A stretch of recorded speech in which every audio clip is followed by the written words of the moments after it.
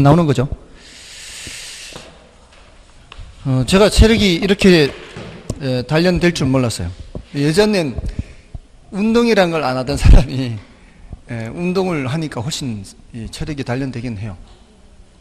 40 넘어서 운동하기 시작했거든요. 그전엔 운동이라는 걸 몰라서 정말 그냥 그 마른 몸, 어릴 때도 그냥 갈비뼈가 드러나는 마른 몸. 그러니까 원래 말랐어요. 지금 제가 제일 많이 살이 찐 편이죠. 2년 전쯤이 제일 많이 쪘죠. 드디어 배가 나오기 시작했으니까. 근데 배가 나왔는데 이제 그걸 이제 어느 틈인가 이렇게 못 견디겠더라고. 너무 불편해.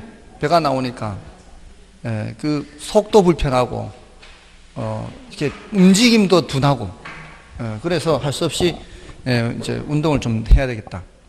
그래서 그 전에 40 넘어서 이제 수영 배웠는 거는 그냥 수영을 좀 배워야 되겠다라고 해서 한 거고, 최근 한 2, 3년 전에 운동을 한 거는 뱃살을 좀 빼야 되겠다.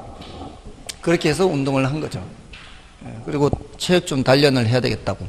그렇게 했더니 그래도 확실히 나아지더라고요. 그래서 지금 상당히 제가 지금까지 강의하면서 오랜 기간 동안 강의하면서 지난 3월 말부터 지금까지 한 게 가장 강도가 센 수업이었어요.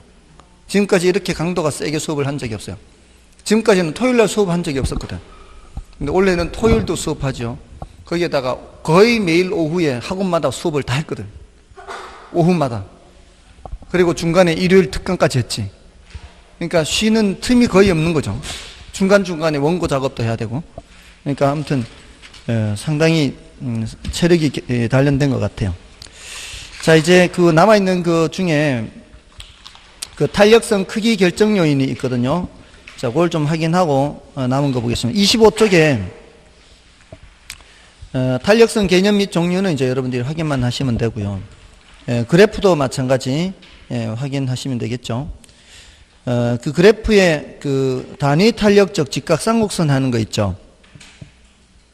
25페이지의 맨 밑에 왼쪽에 25페이지의 맨 밑에 왼쪽에 단위 탄력적 직각삼각선 한 게 있죠. 그것은 모든 점에서의 탄력도가 모두 다 1이기 때문에 그렇게 단위 탄력적 이렇게 얘기를 하는 거예요. 참고로 알고 계시면 돼요. 그거는. 자, 넘어가시면은 26쪽에 탄력성과 균형의 이동을 보시면 되겠죠. 자, 탄력성과 균형의 이동에서 그 기역은 우하향하는 수요곡선과 우상향하는 공급곡선의 경우 A, B 이렇게 나누어져 있죠. A는 그림 1을 설명하는 거고 B는 그림 2를 설명하는 거죠. 그 그림 1, 2가 27쪽에 있죠. 그림 1은 수요곡선을 두 가지를 그렸어요. 더 가파른 수요곡선과 더 완만한 수요곡선. A가 더 가파르죠. 그게 공급이 증가할 때 A를 따라서 가격이 더 많이 하락하는 것을 나타내고 있죠. 맞나요? 그림 1을 보면서 공급이 증가할 때 S0에서 S1으로 증가하죠. 그럴 때 A를 따라 더 많이 하락하죠. B를 따라 하락하는 것보다. 마찬가지로 그림 2에서 보면은 그림 2에서는 공급곡선을 두 가지를 더 가파른 거와 더 완만한 거. 여기서도 A가 더 가파르고 B가 더 완만하죠. 여기서도 수요가 증가할 때 가격이 올라가더라도 어느 쪽이 더 많이 올라간다? A 쪽을 따라 더 많이 올라간다 라는 겁니다. 그림을 보면서 그게 어느 정도 파악이 되시나요? 그게 파악이 되시면은 이제 그걸 익숙하게 그릴 수 있도록 해야 되겠죠. 그 다음에 밑에 어느 하나가 수평인 경우와 어느 하나가 수직인 경우. 수평인 경우에는 어느 하나가 변하더라도 가격이 변화가 없고, 수직인 경우에는 균형량의 변화가 없죠. 그 다음에 탄력성과 판매 수입 있죠. 맨 밑에. 이거는 이제 넘어가시면은 그래프로 그려져 있죠. 제가 설명을 할 때는 박리담에 이런 것도 설명드렸고 또 대체할 만한 게 많으면 이렇게도 설명드렸는데 여기서는 그래프로 그려져 있죠. 빗금친 부분이 가장 넓이가 넓죠. 왼쪽 그래프에서. 근데 그 빗금친 부분 위쪽이 뭐예요? 탄력적인 상황이고요. 밑에는 비탄력적인 상황이죠. 탄력적인 상황에서는 가격을 낮추어야 판매 수입이 증가하는 거고요. 비탄력적인 상황에서는 가격을 올려야 판매 수입이 증가한다. 됐나요? 다음에 오른쪽에 단위 탄력적 직각쌍곡선, 조금 전에 제가 모든 점에서 다 탄력도가 1이라 그랬잖아요. 이런 경우에는 가격을 낮추든 가격을 올리든 그 넓이가 같아요. 어떤 지점에서 사각형을 만들든 그 단위 탄력적일 때 그 빗금친 부분과 색칠한 부분의 넓이가 어떻다고요? 같아요. 그래서 이거는 가격을 올리든 가격을 낮추든 판매 수입의 변화가 없다라고 얘기를 하는 겁니다. 자, 그럼 이제 확인하고요. 나머지 이제 탄력성 크기 결정 요인 남았죠. 자, 이 탄력성 크기 결정 요인은 수탄 크기 결정 요인이 있고 공탄 크기 결정 요인이 있죠. 자, 수탄 크기 결정 요인, 공탄 크기 결정 요인. 대체재가 많을수록 어떻게 해요? 탄력성이 커져. 대체할 만한 다른 선택의 여지가 많은 거니까. 고려하는 기간이 길수록 탄력성은 커지고요. 그다음에 그 가격 수준이 높아질수록 탄력성은 커져요. 우리 그래프를 보면 되잖아요. 제일 밑에가 탄력성이 0, 위로 올라갈수록 탄력성이 커져서 제일 위는 탄력성이 무한대잖아요. 가격 수준이 올라갈수록 탄력성은 커져요. 소비에서 차지하는 비중이 커질수록 탄력성이 커집니다. 이런 한자를 잘 생각해 보면 돼요. 많고 길고 높고 크고 이럴수록 이제 탄력성이 커지고요. 용도가 다양할수록 이것도 대체재가 많은 거와 관계 있어요. 그다음에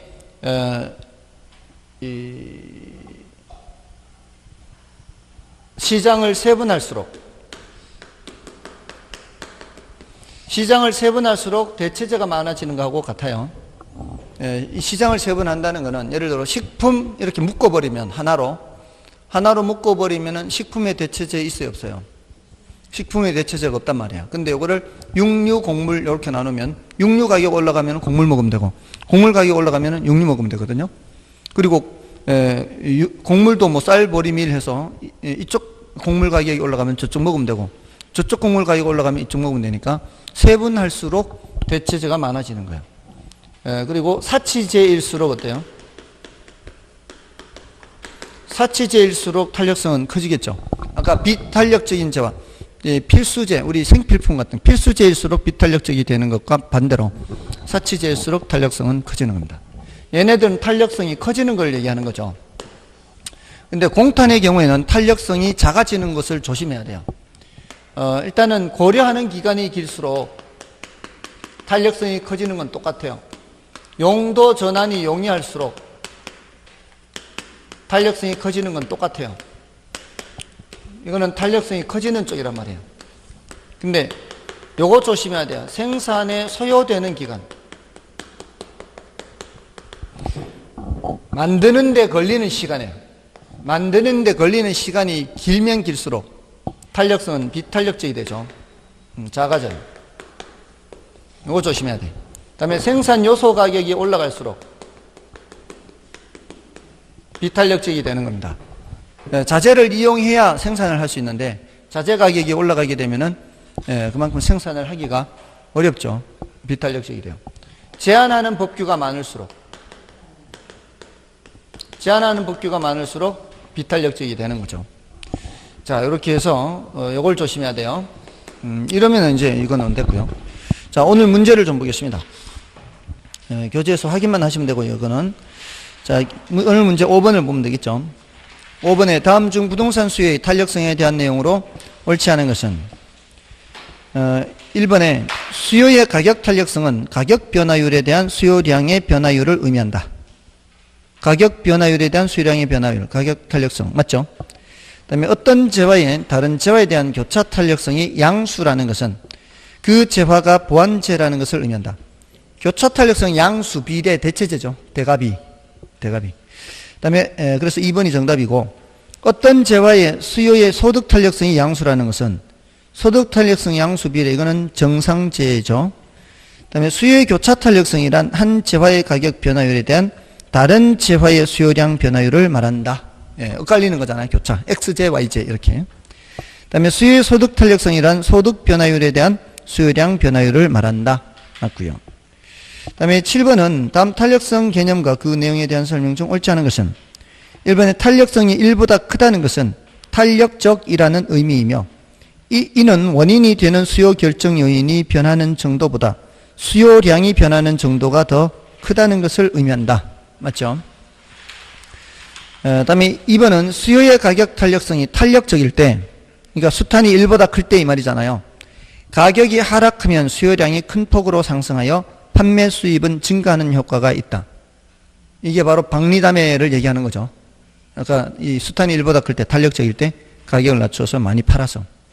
다음에 3번의 수요의 가격 탄력성은 대체재가 많을수록 작아진다. 대체재가 많을수록 커지는 거죠. 3번이 틀렸죠. 결국 이런 쉬운 지문이 정답되는 경우는 많아요. 다음에 수요의 가격 탄력성이 커질수록 수요 곡선은 만만해지죠. 다음에 사치제일수록 수요의 가격 탄력성이 커지는 경향이 있다. 맞죠? 필수제 수 잡고. 자, 나머지는 됐고요. 일단 경기 변동하고 설명을 좀 드리고요. 자, 이제 경기 변동인데요. 경기 변동은 중요도 면에서는 이게 한 문제 정도, 1년에 한 문제 정도 출제가 돼요. 그렇게 많이 출제되지는 않더라도, 어떤 때는 이제 두 문제가 출제된 경우도 있었어요. 이제 거미집 모형이 출제가 될 때는 출제가 되기도 했는데, 아무튼 경기 변동에서는 이제 주제들이 경기 변동의 유형, 이제 종류를 구별을 해야 되고요. 그다음에 이제 부동산 경기의 특성, 일반 경기하고 비교했을 때 구별되는 성질을 부동산 경기 특성합니다. 그리고 여러 가지 유형 중에 순환 변동이 제일 중요하거든요. 그래서 순환 국면별 특성도 있고요. 그다음에 이제 거미집 모형이 나옵니다. 원래는 거미집 모형은 중요도가 낮습니다. 그리고 플러스 알파로 본다면 이제 측정 지표가 있는데요. 이쪽이 조금 더 중요하다 이렇게 볼 수 있어요. 원래는 이 거미집 모형이 조금 더 중요도가 낮아서 이 경기 변동의 유형에서는 이 종류를 알아두시면 돼요. 순환 변동도 있고, 그다음에 계절 변동도 있고, 무작위 변동도 있고, 이게 이제 장기 변동 또는 추세 변동이라고 하는데요. 이런 변동도 있다는 거죠. 근데 요거는 중요도가 낮아요. 뒤에 것들은. 그러니까 순환 변동 위주로 봐서 이 부동산 경기 특성이나 순환 국민별 특성이 전부 다 순환 변동 보는 거예요. 요놈들은 여기서 지나가고 나면 더 이상 안 보는 거예요. 밑에서는 다 이게 순환 변동 위주로 보는 거예요. 자, 그래서 얘네들 이제 단어 구별을 좀 하면 되는데, 일단 뭐 경기 변동 개념은 이제 여러분이 봐주시고요. 부동산 경기 변동 의의를 보십시오. 일반적으로 부동산 경기는 건축 경기를 말합니다. 그리고 협의의 부동산 경기는 주거용 부동산의 건축 경기가 중심이 돼요. 그다음에 광의 부동산 경기는 상공운용 부동산 경기를 포함합니다. 다 거기까지는 건축 경기예요. 근데 최광의는 토지 경기를 포함하는데 최광의는 별로 안 보는 거예요. 우리는 봐도 광의까지만 보는 거죠. 그다음에 이제 부동산 경기 변동의 유형에서 순환적 변동 있죠. 순환적 변동이란 경기 변동을 구성하는 여러 변동 요인 중 경제 활동의 장기적인 추세 변동으로부터 이탈을 말해요. 장기적인 추세 변동 이런 거예요. 이 경제라는 게 지금 자본주의의 역사라는 게 계속 성장해 왔죠. 계속 성장해 와서 장기적으로 성장해 가는 추세를 추세 변동 또는 장기 변동을 해요. 이런 장기 변동도 어떤 이런 굴곡이 있어요. 이렇게 장기적으로도 굴곡이 있어요. 근데 그 장기 변동으로부터 위로 이탈, 아래로 이탈하는 이런 모습들이 보여요. 이런 위로 이탈, 아래로 이탈하는 이런 모습을 순환 변동이라고 그래요. 그래서 우리는 이런 순환 변동에 관심이 있는 이유가 이 장기 변동은 너무 주기가 길거든요. 이거는 이렇게 하는 이거는 거의 뭐 한 100년 가까이 80에서 120년 이 사이 100년 가까이 평균적으로 길어요. 근데 우리가 뭐 살아봤자 뭐 한 80 몇 살 뭐 남자는 그것도 안 되죠. 70 몇 살 좋겠어요. 오래 살아서 여자들은. 근데 앞으로 뭐 100세 시대라고 하는데 요새는 보험도 100세까지 돼 있더만요. 그죠? 근데 뭐 100세까지 살지도 못하는데 뭐 의미가 있겠나 싶은데 어쩌면은 또 100세까지도 살 수도 있을 것 같기도 하고. 아무튼 우린 별로 관심이 없어. 이거는 장기는 별로 관심 없어. 뭐가 관심 있다고요? 순환 변동. 이건 뭐 관심 있겠어, 이게? 일생에 한번 만날까 말까 하는데. 그리고 얘네들은 관심이 없는 이유가 뭐겠어요? 그 계절에 나타나는 것이니까. 계절마다 나타나는 거니까 이게 성장한다, 뭐, 후퇴한다, 이런 것들이 별 의미가 없는 거죠. 이게 계절적으로 나타나는 것은. 그리고 무작위 변동도 별 의미가 없는 거죠. 어쩌다 갑자기 뭐 지진이 난다거나, 뭐, 홍수가 난다거나, 이런 자연재해 때문에 나타나는 거는 어쩌다 그때만 좀 이렇게 영향을 미치고, 소멸이 되는 거잖아요. 그러니까 우리가 주로 관심 있는 거는, 순환 변동이 되는 거예요. 그래서 그 순환 변동에 대해서는 그 용어들이 더 있잖아요, 밑에 그래프에. 그래서 처음서부터 회복에서부터 상향 올라가고 정점 찍고 후퇴 내려가기 시작하고 하향 내려가고 저점 찍고 다시 회복 이런 국면들이 있는 거죠. 그리고 거기 정점에서 저점까지를 수축이라고도 할 수 있어요. 수축 또는 위축. 다음에 저점에서 오른쪽으로 정점으로 올라가는 거를 확장, 팽창 이렇게도. 그러니까 두 국면으로 두 개로 나눌 수도 있고 네 개로 나눌 수도 있는 거죠. 그리고 그 주기, 진폭 이런 용어들을 익혀야 되죠. 자, 이런 용어들을 익히고. 그다음에 나머지 장기 변동, 계절 변동, 무작위 변동 이런 것들은 단어만 구별하면 되는 거니까 별로 중요도는 높지 않습니다. 그 동그라미 3번의 계절 변동은 1년을 단위로 계절에 따라 반복적으로 나타나는 변동.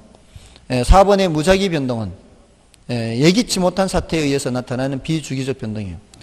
특히 자연재해 있죠. 두 번째 줄에. 자연재해나 정책 변화. 이런 것들은 뭐에 해당하는 거예요? 이런 무작위 변동이라는 겁니다. 다음에 이제 장기 변동에서는 그 2번의 디귿하고요. 2번의 디귿. 장기 변동의 디귿. 보면 부동산 경기 장기적 변동은 일반 경기 장기적 변동보다 기간이 짧고 이렇게 돼 있죠. 자세히 했어요? 부동산 경기의 장기적 변동은 일반 경기의 장기적 변동보다 기간이 짧아요. 한 60년, 5, 60년 정도? 그 정도예요. 근데 밑에 괄호 3번의 동그라미 2번을 보세요. 괄호 3번의 동그라미 2번 보시면 일반 경기 변동에 비해 순환 변동의 주기 기간이 약 2배 정도 길다 이렇게 돼 있죠. 누가 더 길어요? 부동산 경기가. 그러니까 순환 변동에서는 말이에요. 순환 변동에서는 부동산 경기와 일반 경기 했을 때 누가 주기가 더 길어요? 부동산 경기가 주기가 더 길어요. 이거는 이제 일반 재화하고 부동산의 구조를 보면 돼요. 일반 재화는 생산하는데도 금방금방 생산하고요. 또 소진되는 것도 금방금방 소진이 되죠. 근데 부동산은 만드는데 시간이 많이 걸리고 일단 만들어 놓으면 소진될 때까지도 철거돼 가지고 새로 지을 때까지 시간이 많이 걸리잖아요. 그래서 이게 주기가 더 길게 나타나요. 이 타선 기간도 나타나고 해서. 근데 일반 경기는 그거보다는 짧거든요. 근데 장기 변동에서는 이 말이에요. 장기 변동. 장기 변동에서는 부동산 경기가 더 짧다 이 말이에요. 근데 이건 중요하지 않다 이 말이에요. 이건 중요하지 않으니까 신경 쓰지 마시라고요. 아시겠죠? 오해하지 마시라고 말씀드린 거예요. 중요한 건 뭐가 중요한 거예요? 순환 변동이 중요해요. 순환 변동. 요거는 장기 변동에서 부동산 경기가 더 짧은 이유는 인근 지역의 생애 주기 이런 거와 관련이 있어서 그래요. 어떤 지역이 새로 개발되잖아요. 뭐 세종시도 그럴 수도 있고요. 어떤 지역이 새로 개발돼서 성장하고 성숙되고 안정되는 단계. 여기 한 안정되는 단계가 한 25에서 30년이에요. 그 정도쯤 되면 이제 처음에 지었던 건물들이 이제 낡아지기 시작하잖아요. 그럼 쇠퇴기가 와요. 쇠퇴기가. 건물로 치면 노후 단계가 되는 거죠. 그러면서 하향 여가가 시작이 돼요. 소득 수준이 낮은 사람들이 들어오기 시작해요. 쇠퇴하니까. 그러면서 나중에 쇠퇴기 말 되면 무슨 얘기가 나오기 시작해요. 재건축, 재개발 얘기가 나오기 시작하죠. 그러면서 다시 성장하면은 다시 재개발, 재건축 되면 성장기가 다시 오고 안 그러면은 악화기가 되거든요. 그러니까 성장하고 성숙하고 안정되고 그 다음에 쇠퇴기, 천익이, 악화기 이런 시기를 거치는데 이게 한 5, 60년 정도거든요. 그러니까 인근 지역의 생애 주기하고 비슷하게 얘기를 해요. 부동산 경기의 장기 변동은. 그러니까 5, 60년 정도밖에 안 되는데 일반 경기에서의 장기 변동은 거의 뭐 100년 가까이 되니까 그렇게 얘기하는데 중요도는 낮아요. 그러니까 중요도가 높은 것은 이제 괄호 3번의 내용이에요. 그래서 괄호 3번의 부동산 경기 변동의 특성 해서 이거는 이제 1번은 여러분 외우시고, 자, 2번에 조금 전에 말씀드렸듯이 일반 경기 변동에 비해 순환 변동 주기 기간이 약 2배 정도 길다 했죠. 여기서 2라는 숫자는 중요하진 않아요. 사실은. 그게 나라마다 다르고 지역마다 다르기 때문에 어떤 2라는 숫자가 절대적인 숫자는 아니거든요. 대신 더 길다라는 정도는 기억해야 되겠죠. 부동산 경기가 일반 경기에 비해서 순환 변동의 주기가 더 길다. 그리고 진폭은 더 크다. 그러니까 정점은 더 높고 저점은 더 낮고 이렇게 진폭은 더 크다는 거죠. 자, 그것은 부동산 경기가 일반 경기에 비해 둔감하게 반응하여 타선 기간이 길기 때문이고요. 다음에 3번의 부동산 경기 변동은 일반 경기와 서로 밀접한 관련을 맺고 서로 영향을 주고 있지만 반드시 똑같이 병행한다고는 볼 수 없다는 거죠. 그래서 부동산 경기는 일반 경기와 비교하여 선행, 역행, 동행할 수도 있다는 겁니다. 그러니까 밀접한 관련을 맺죠, 당연히. 밀접한 관련을 맺는데 반드시 같이 움직이지는 않는다는 거죠. 이럴 수도 있고 저럴 수도 있다는 거예요. 그런데 4번과 5번은 함께 묶어서 생각해야 돼요. 4번과 5번은 묶어서. 그게 이제 선행할 수도 있고 후행할 수도 있고 역행할 수도 있다 그랬죠, 지금. 그런데 부문별로 놓고 볼 때는 부문별로 놓고 볼 때 이렇게 할 때는 이제 부동산 경기를 나누는 거예요. 이렇게 주거용 부동산 경기와 상공업용 부동산 경기 이렇게 나누어요.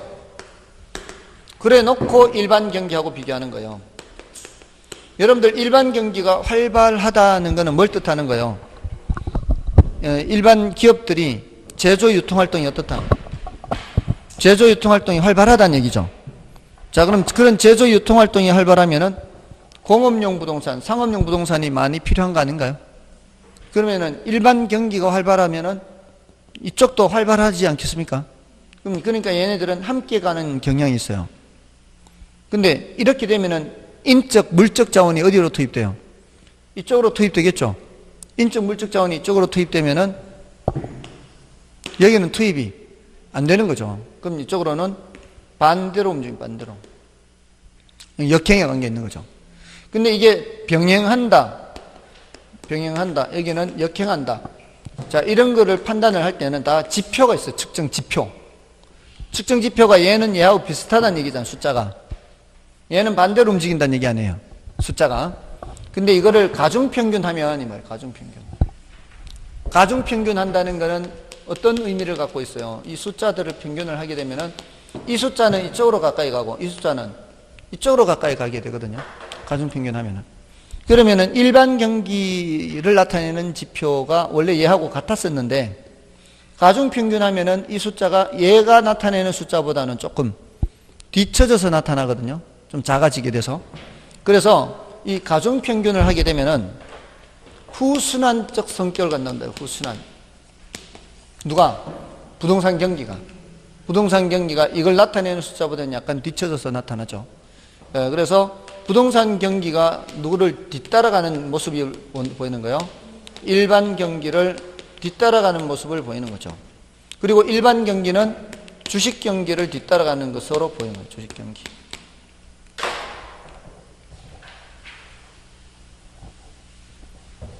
자, 이렇게. 보통 이제 이렇게 얘기를 많이 하죠. 주식 경기가 제일 앞서가죠. 왜냐하면 여기 정보 전달되는 속도가 어떻습니까? 제일 빠르죠. 그게 이제 나중에 나타나게 된 거예요. 일반 경기로.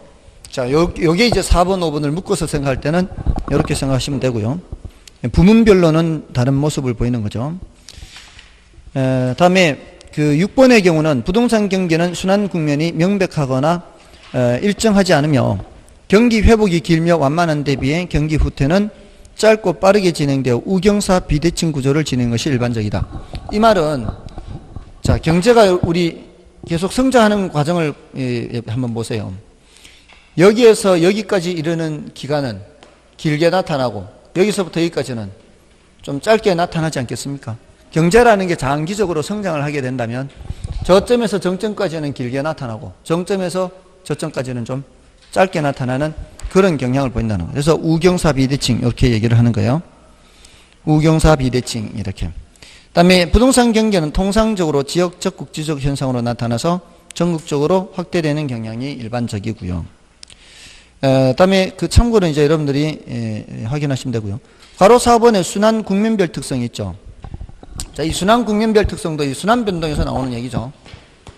근데 여기서는 조심해야 되는 게 하향시장, 회복시장, 상향시장, 후퇴시장 다음에 5번의 안정시장은 별도로 존재하는 시장이에요. 그래서 후퇴시장 다음에 안정시장으로 가면 안 되고 후퇴시장 다음에 다시 하향시장으로 가야 돼요. 그 순서가. 그래서 그 순서를 일단 틀리지 않도록 해야 되고요. 그리고 5번은 안정시장은 부동산 경기에서만 별도로 얘기합니다. 일반 경기 변동에서는 안정시장이란 말을 안 해요. 아시겠죠? 그거 조심해야 돼서. 그래서 기억이 있죠. 안정시장. 동그라미 5번의 기억에. 일반 경기 변동에서와는 달리 부동산 경기 변동에서 특히 고려되는 시장으로서 부동산 가격이 안정되어 있거나 가벼운 상승을 지속하는 시장을 말해요.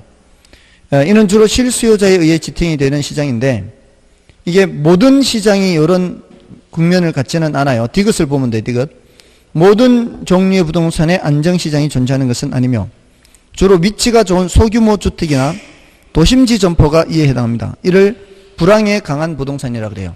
그러니까 안정시장의 성격을 갖는 부동산이 따로 있는 거예요. 그걸 따로 기억해야 되겠죠. 도심지 점포나 위치가 좋은 소규모 주택 이런 것들이 불황에 강한 부동산이다. 자, 그러면서 이 각각 순환 국면별 특성을 체크를 해야 되잖아요. 요거는 그 밑에 표 있죠, 표. 표를 보고 뭐를 함께 보면 되는가 하면 이걸 함께 보세요. 표를 보고 이 순환 국면을 이렇게 그려보는 거예요. 이렇게 그려놓고 표를 보면서 하향시장은 여기잖아요. 여기에서 가격은 어떻게 돼요? 가격은 당연히 내려가고 있는 거죠. 이 시기에 거래는 어떻게 했어요? 거래는 거의 없죠. 하향 거의 뭐 바닥권이니까 바닥권 거래가 거의 없어요. 그리고 과거 사례 가격은 과거는 이 위에 있을 거 아니에요. 여기서 내려오고 있었으니까 과거 사례 가격은 상한선의 의미가 있고 또 이 시기는 위에서부터 밑으로 내려오는 거는 상도 하수 해서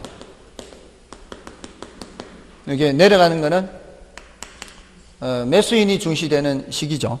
근데 이게 매수인 중시로 바뀐 시기였고 여기는 매수인 중시가 강화되는 시기고 그다음에 회복은요 꺾여 올라가는 거잖아요. 회복시장은 점차 가격은 올라가고 이 거래가 거의 없던 것이 이제 거래가 꿈틀꿈틀 하나둘 생기겠죠.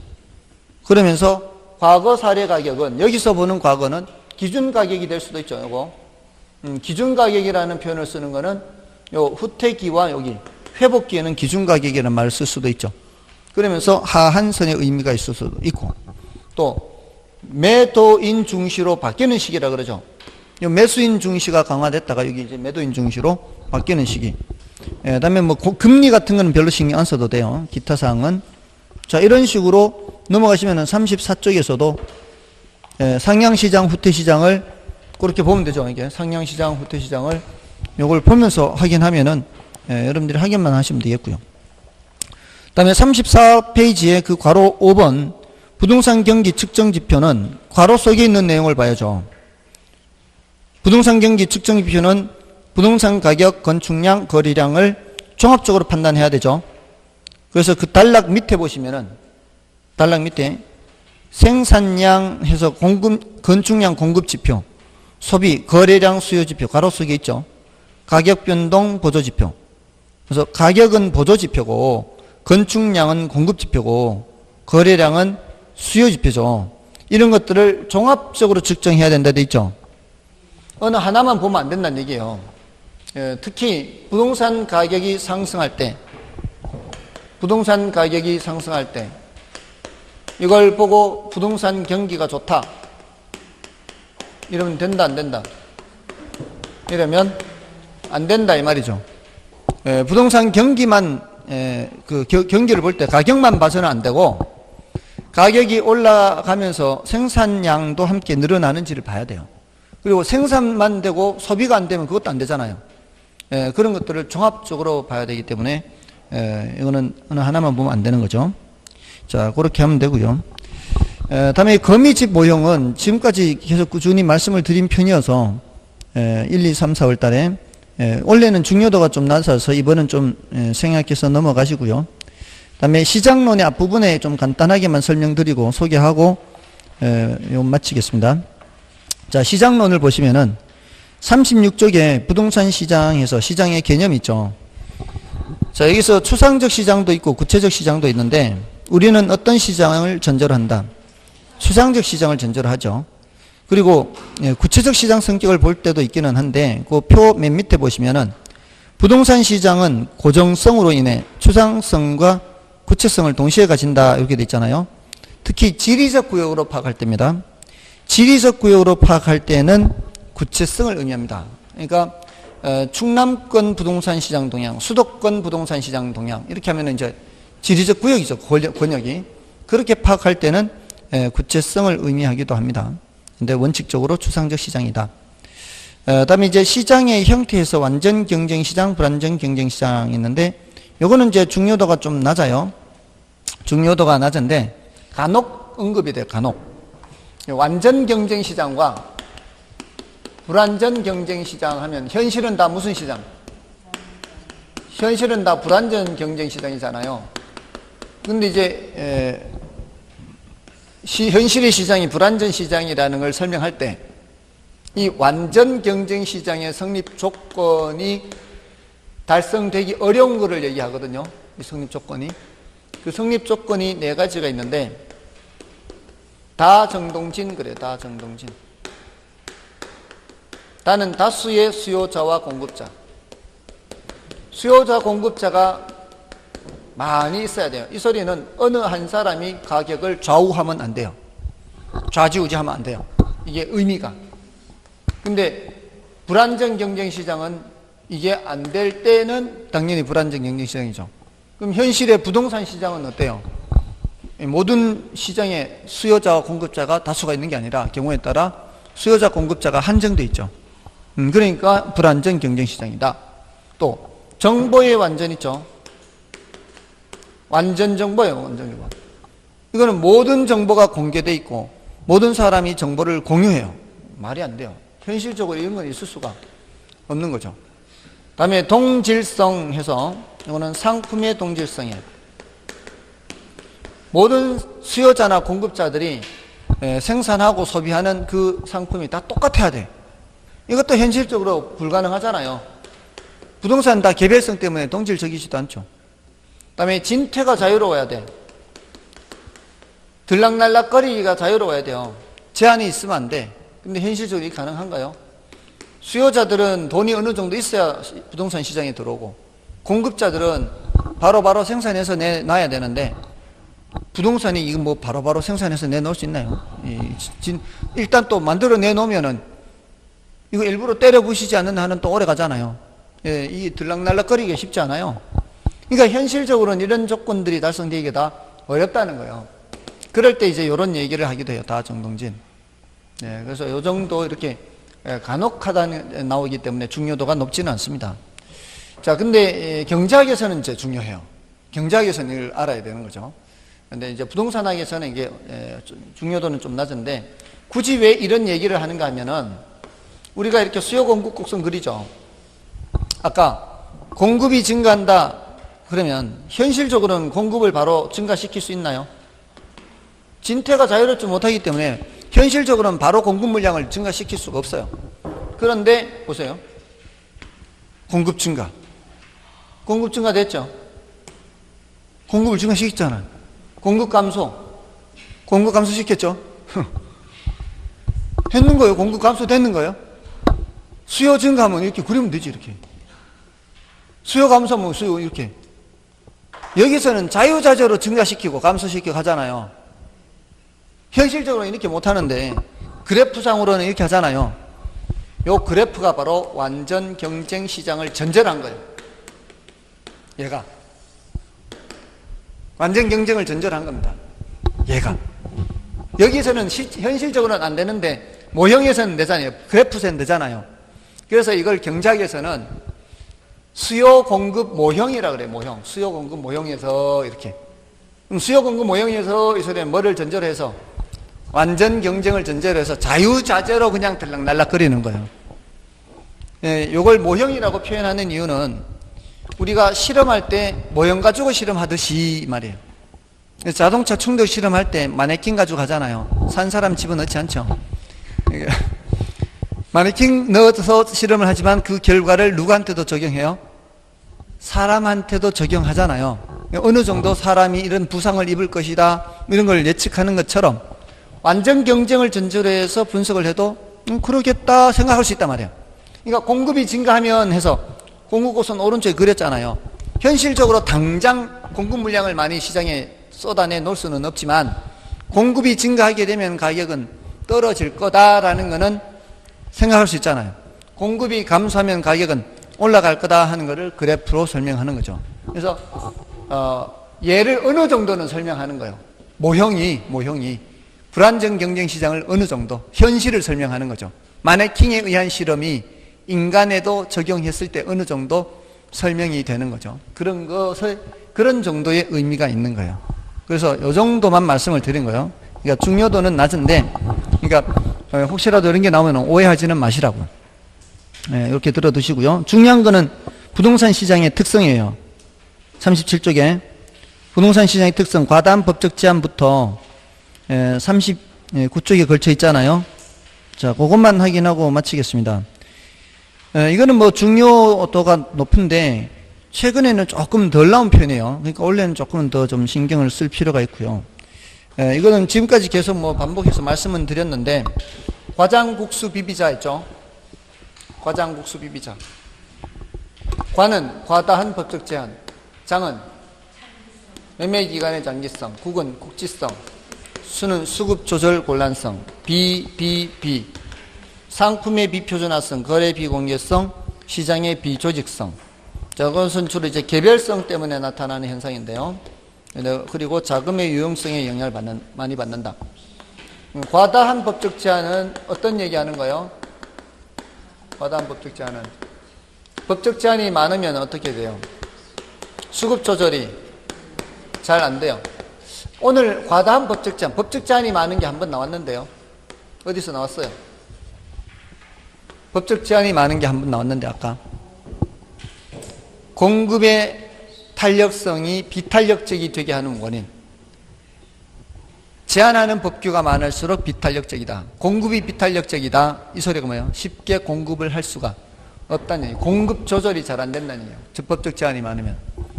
공급 조절이 잘 안 되면은 가격 왜곡 현상이 나타나죠. 거품이 끼고 이런 거요. 이런 거는 단기적이다, 장기적이다. 단기적이다.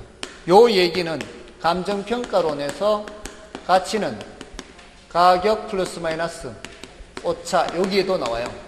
이게 단기적인 현상이라는 거예요. 이 오차가 바로 가격 왜곡이에요. 그리고 가치 가격이 장기적으로는 일치한다는 거죠. 이렇게 연결이 될 수가 있고요. 다음에 장은 매매기간의 장기성인데, 매매기간이 길면은 환금성이 떨어지죠. 환금성이 떨어지는 거는 투자론에서는 뭐라고 얘기해요? 유동성 위험이 높다 하죠. 황금성이 투자론에서는 뭐라고 해요? 유동성 위험, 이렇게 표현한단 말이에요. 그 다음에 국은 국지성이죠. 지역별로 다르죠. 좀 전에 경기 변동도 지역별로 달라질 수 있다 그랬잖아요. 그리고 부분시장별로 다르다 이렇게 표현해요. 부분시장. 그래서 어떤 시장은 초과 공급, 어떤 시장은 초과 수요. 동산 같으면 초과 공급에 있는 물량을 초과 수요 시장에 옮기면 되는데 부동산은 옮기지도 못해. 그리고 일단 만들어 내놓으면 소진될 때까지 시간이 많이 걸리기 때문에 쉽게 해소가 잘 안 돼. 이런 이 부분 시장별로 초과 수요, 초과 공급 이런 현상들이 나타난다는 거죠. 그 다음에 이제 뭐 이런 BBB 개별성으로 인해서 상품의 비표준화성, 거래 비공개성, 시장의 비조직성. 특히 거래를 공개를 하지 않으려고 하기 때문에 정보 비용이 많이 발생할 수 있죠. 그 다음에 자금의 유용성에 영향을 많이 받는다. 얼마나 대출 받기가 쉬우냐, 그렇지 않느냐에 따라 결정이 된다는 얘기죠. 여기서는 고가성으로 인해서 부동산 가격은 일반 저입에서 가격 수준이 높기 때문에 자금의 유용성 여부에 영향을 많이 받는다. 이런 정도고요. 그 다음에 부동산 시장의 기능은 자고가 정량했죠. 자는 자원 배분 기능. 끝까지 앞글자만 알면 안 되겠죠. 자기는 자는데 이렇게 하면 안 되고요. 그 내용을 좀 어느 정도는 파악해야죠. 자원 배분 기능과 특히 가격 창조 기능을 조심해야 되죠. 자본주의 사회에서는 자원 배분을 누가 담당하고 있다? 시장이 담당해야 된다. 시장이 담당하고 있어서 부동산이라는 자원은 부동산 시장에서, 밀가루라는 자원은 밀가루 시장에서, 인적 자원은 노동 시장에서, 모든 시장에서 자원을 배분하는 거죠. 그 자원 배분 기능이 가장 이제 공통적인 가장 중요한 기능이고, 반가로 3번의 가격 창조 기능은 부동산 시장에서만 독특하게 하는 얘기입니다. 반가로 3번의 가격 창조 기능 3번에 가격 창조 기능은 뭐예요? 매도자가 제한하는 하한 가격과 매수자가 제한하는 상한 가격 범위 내 협상에 의해 가격이 창조 수정되는 거죠. 그래서 이게 이렇게 얘기합니다. 매도자는 처음에는 비싼 값을 받으려고 하겠지만 임자 못 만나면 가격을 제한하는 가격을 낮춰야 되겠죠. 이게 난 최소한 이 정도는 받아야겠다. 하한을 제시하는 거죠. 근데 매수인은 처음에는 싸게 사려고 하겠지만 임자 못 만나면 제한하는 가격을 점점 올려야 되겠죠. 예, 매수인의 상한입니다. 이거보다 더 비싸게는 못 주겠다. 그러면 이쪽 영역에서는 거래가 이루어질 수 있어요. 여기서는 거래가 이루어지지 않는데, 여기에서는 이 범위에서 협상에 의해서 가격이 결정되면은 상호 간에 누이 좋고 매부 좋을 수 있죠. 이렇게 협상에 의해서 가격이 결정되면은 이 가격은 다른 수요 공급자에게 정보가 돼요. 그래서 다른 수요 공급자는 이 가격 보고 새로운 거래를 해서 또 가격이 결정되고, 기존의 가격은 사라지고 또 새로운 가격이 만들어지고 기존 가격 사라지고, 이렇게 가격 창조 수정되는 거죠. 그리고 반가로 4번의 정보 제공 기능은 가격 정보가 제일 중요한 정보죠. 그 여러 가지 정보 중에서 시장에서는 가격 정보 보고 사람들이 행동을 하기 때문에 가장 중요한 기능입니다. 그 외에 뭐 부동산의 양과 질을 조절한다, 이런 얘기가 나오죠. 자, 요거는 뭐 여러분들이 확인하시고요. 자, 요거는 효율적 시장 이론은 다음 주에 하기로 하고요. 그 남아있는 문제는 해설도 있으니까 여러분들이 해설 보고 좀 봐주시면 되겠죠. 자, 오늘은 여기까지 하고요. 다음 주에 남은 내용 하겠습니다. S였습니다. 감사합니다.